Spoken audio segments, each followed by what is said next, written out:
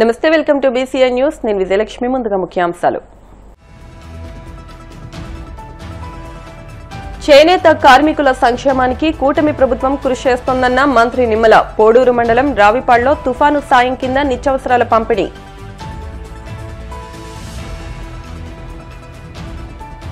వాడపల్లి వెంకన్న ఆలయంలో ప్రత్యేక పూజలు. మంగళ వాయిద్యాల నడుమ శ్రీ స్వామి అమ్మవార్లకు మేలుకొలుపు సేవ, ఈశ్వరి లక్ష్మీ హోమం.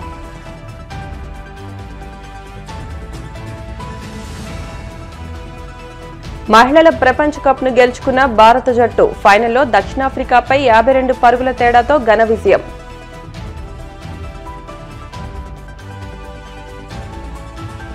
నిప్పులు చిమ్ముకుంటూ నింగిలోకి దూసుకెళ్లిన LVM-3 రాకెట్. దేశంలోనే అత్యంత బరువైన కమ్యూనికేషన్ ఉపగ్రహం CMS-03 ప్రయోగం సక్సెస్. నాడు దివంగత ఎన్టీఆర్ చేనేత కార్మికులను గుర్తించి వారి అభివృద్ధికి కృషి చేశారని, అప్పటి నుంచి టీడీపీ హయాంలో చంద్రబాబు చేనేత కార్మికులను గుర్తించి వారి సంక్షేమం, అభ్యున్నతికి కృషి చేస్తున్నారని మంత్రి నిమ్మల రామానాయుడు అన్నారు. పశ్చిమ గోదావరి జిల్లా పోడూరు మండలం రావిపాడులో తుఫాను సాయం కింద 120 మంది చేనేత కార్మికుల కుటుంబాలకు ఒక్కొక్కరికి 50 కిలోల బియ్యంతో పాటు నిత్యావసర సరుకులు, కిలో చొప్పున పంచదార, కందిపప్పు, నూనె, ఉల్లిపాయలు, బంగాళదుంపలు పంపిణీ చేశారు. రావిపాడు గ్రామంలో మొంతా తుఫాన్ చేనేత వర్గాల వారికి, మగ్గం వర్గాల వారికి సాయం అందించేటువంటి యొక్క కార్యక్రమంలో వేదికను అలంకరించినటువంటి తెలుగుదేశం, జనసేన, బీజేపీ నాయకులకు, వేదిక ముందున్నటువంటి రావిపాడు చేనేత సోదరీమణులకు, సోదరులకు అందరికీ కూడా ముందుగా నా హృదయపూర్వకమైన నమస్కారాలు మీ అందరికీ కూడా ముందుగా తెలియజేసుకుంటూ ఉన్నా. ఈరోజు చాలా సంతోషం. ఎందుకంటే మీ ప్రభుత్వం, మనందరి ఆశీర్వాదంతో వచ్చినటువంటి ప్రభుత్వం, మన ప్రభుత్వం తెలుగుదేశం, జనసేన, బీజేపీ ప్రభుత్వం.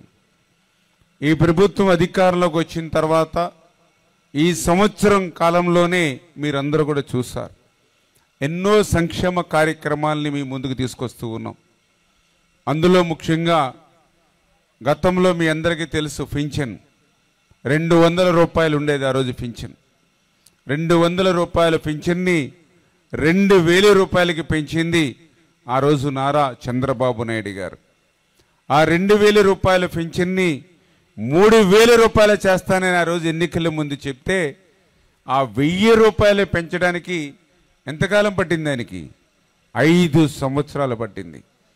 అదే వేళ చంద్రబాబు నాయుడు గారు, పవన్ కళ్యాణ్ గారు మరి వేళ అధికారంలోకి వచ్చినటువంటి మొదటి నెల మొదటి తేదీనే పెంచినటువంటి 4000తో పాటుగా మాట ఇచ్చినటువంటి ఏప్రిల్, మే, జూన్ 3 నెలల 3000 రూపాయలు కలిపి 7000 రూపాయలు అక్షరాల మీ ఇంటి దగ్గర, మీ గడప దగ్గర ఇచ్చినటువంటి పరిస్థితి.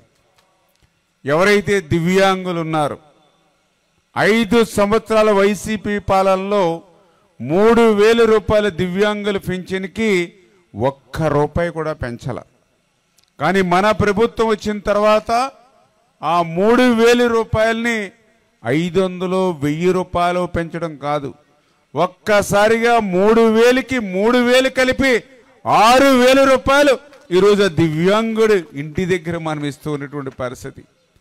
ఎవరైతే బెడ్ రిడెన్ అంటే లివర్ ట్రాన్స్ప్లాంటేషన్ కానీ, హార్ట్ ట్రాన్స్ప్లాంటేషన్ కానీ, డయాలసిస్ కానీ, తలసేనియా కానీ, ఇట్లా ప్రతి వారము నెల ఖర్చుతో కూడి బెడ్ మీద ఎవరైతే ఉంటారో వాళ్ళకి 10,000 రూపాయలు, 15,000 రూపాయలు పెంచింది.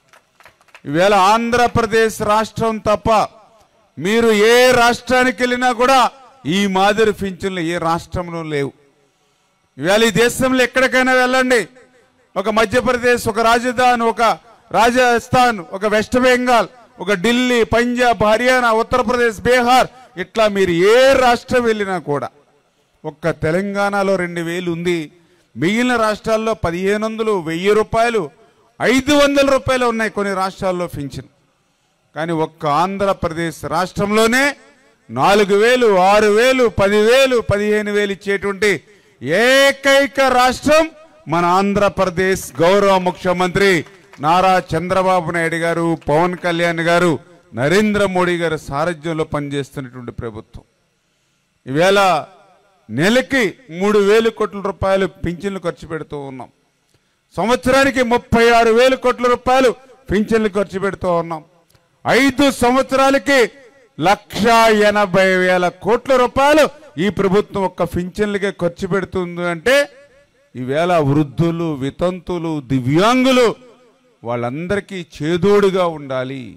వీరికి సమాజంలో ఆదరణ లేక నిరాదరణకు గురవుతున్నటువంటి వర్గాలకి అండగా ఉండాలని మానవత్వంతో ఉన్నటువంటి ముఖ్యమంత్రి ఈవేళ చంద్రబాబు నాయుడు గారు. కాబట్టే ఈరోజు ఇంత సాయం ఈ రాష్ట్రంలో అందుతున్న విషయాన్ని మీరు మర్చిపోకుండా గుర్తుపెట్టుకోవాలని మిమ్మల్ని అందరినీ కూడా కోరుకుంటూ ఉన్నా. కోనసీమ తిరుమలగా వర్ధిల్లుతున్న వాడపల్లి శ్రీ వెంకటేశ్వర స్వామి ఆలయంలో సోమవారం ప్రత్యేక పూజలు వైభవంగా నిర్వహించారు. మంగళ వాయిద్యాల నడుమ శ్రీ స్వామి అమ్మవార్లకు మేలుకొలుపు సేవను నిర్వహించిన అనంతరం ఐశ్వర్యలక్ష్మి హోమాన్ని జరిపించారు. అర్చకులు శ్రీ స్వామి అమ్మవార్ల వసంత మండపంలో అష్టోత్తర పూజలు నిర్వహించగా ప్రత్యేక అలంకరణలో ఉన్న స్వామిని దర్శించుకుని భక్తులు తరించిపోయారు.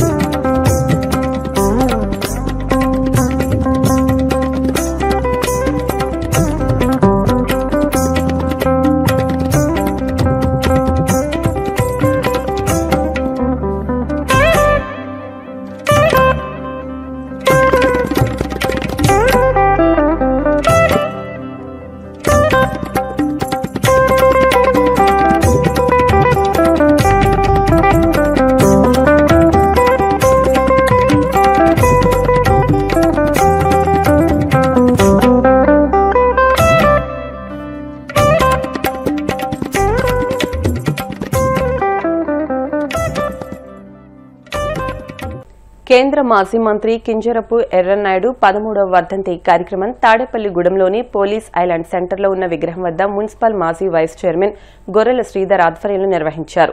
ఈ కార్యక్రమానికి ముఖ్య అతిథులుగా ప్రభుత్వ whip MLA Bolisetti Srinivas, TDP నియోజకవర్గ ఇన్ఛార్జ్ భవన నిర్మాణ కార్మికుల సంక్షేమ సంఘ చైర్మన్ వలవల బాబ్జీ, బీజేపీ నియోజకవర్గ ఇన్ఛార్జ్ ఈతకోట తాతాజీలు హాజరై ఎర్రంనాయుడు విగ్రహానికి పూలమాలలు వేసి నివాళులర్పించారు. ఈ సందర్భంగా బొలిశెట్టి శ్రీనివాస్ మాట్లాడుతూ రాష్ట్ర గళాన్ని పార్లమెంట్ వినిపించిన వ్యక్తి ఎర్రంనాయుడని కొనియాడారు.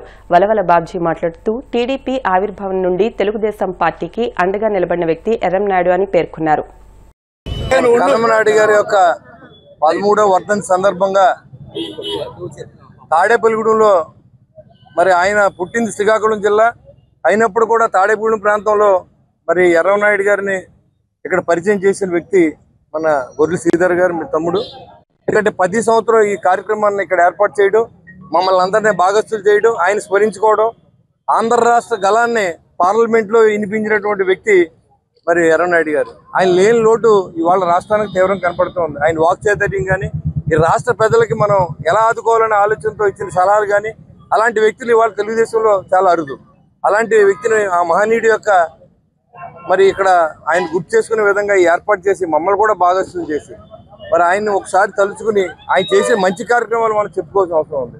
ఎక్కడో శ్రీకాకుళం నిమ్మాడ గ్రామంలో జన్మించినటువంటి మరి ఆయన్ని ఈరోజు రాష్ట్రం అంతా కూడా తెలుగుదేశం పార్టీ ఆఫీసులో కూడా ఈరోజు ఇదే సమయానికి ఆయన్ని మరి ఈ వర్ధంతి కార్యక్రమాలని మనం జరుపుకోవడం, ఆ మహనీయుడిని ఒకసారి స్మరించుకోవడం, మరి ఆయన కుటుంబానికి ఆంధ్ర రాష్ట్రమే తోడుంది. ఇవాళ రామ్మోహన్ నాయుడు గారు, అలాగే అదేవిధంగా తమ్ముడు అచ్చెన్నాయుడు గారు, వీళ్ళందరూ కూడా ఈరోజు ఆయన వేసినటువంటి ఆ విత్తనం ఈరోజు మహావృక్షంగా ఎదిగి ఇవాళ రాష్ట్రానికి మరి అచ్చెన్నాయుడు గారు అయితే ఒక మంత్రిగాను, కేంద్ర మంత్రిగా రామ్మోహన్ నాయుడు గారుగా మరి ఉండడం అనేది చాలా అదృష్టంగా భావిస్తూ ప్రజల యొక్క అభిలాష, ప్రజల యొక్క కోరికలు తీర్చడానికి రాజకీయాల్లో ఉన్నాం. మనం అదే నిబద్ధతతో మనం పనిచేసి మన అందరూ కూడా ఆయన మన కాబట్టి మన గళాన్ని పార్లమెంట్లో ఆయన వినిపిస్తూ ఉన్నాడు.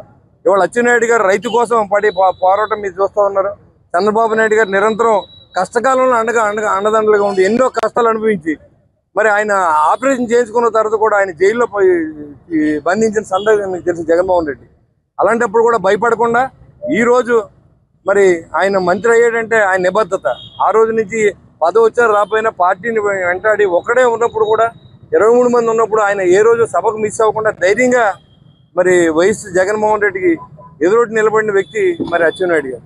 మిమ్మల్ని అందరినీ కోరుకుంటూ తాడేపల్లి కాన్స్టిట్యూన్సీ తరఫున మరొకసారి ఆయన నివాళులు అర్పిస్తాను. సర్దార్ గౌతుల అచ్చన్న గారి శిష్యుడు, అలాగే గౌతుల అచ్చన్న గారి కుమారుడు శివాజీ గారికి అత్యంత సన్నిహితుడు. 1983లో మరి తెలుగుదేశం పార్టీ ఆవిర్భావంతో 1983లో వీళ్ళిద్దరూ కూడా పలాస నుంచి ఒకరు, మరి నర్సనపేట నుంచి ఒకళ్ళు, ఇద్దరు కూడా ఆవేళ పోటీ చేయడం జరిగింది. మరి అత్యధిక మెజార్టీతో ఆవేళ గెలిచిన ఎమ్మెల్యేల్లో వాళ్ళిద్దరూ కూడా ఉన్నారు.